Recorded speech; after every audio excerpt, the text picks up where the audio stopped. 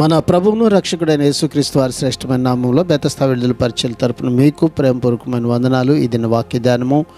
వాక్యము ప్రకారం ప్రవర్తించు వారై యుండుడి. యాకోబు రాసిన పత్రిక 1వ అధ్యాయం 22వ వచనం. బైబిల్ మాటల ప్రకారం ప్రవర్తించకుండా వాటిని వినడం వల్ల ప్రయోజనమేమీ కూడా లేదు. ఊరికే వినడం వల్ల మన దోషం ఎక్కువగా అవుతూ ఉంది. విత్తువాన్ని గురించిన ఉపమానంలో 4 రకాల మనుషులు వాక్కును విన్నారు, కానీ ఒక రకం మనుషులు మాత్రమే అందులో ఫలించారు.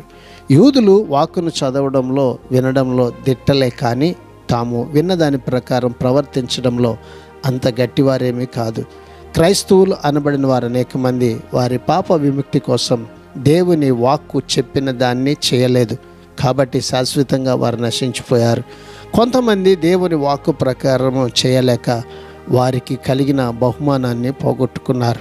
అయితే ఈ దిన వాక్యాన్ని బట్టి మనము అలాగన ఉండక దేవుని వాక్యమని ఆ ప్రకారం జీవిద్దాం.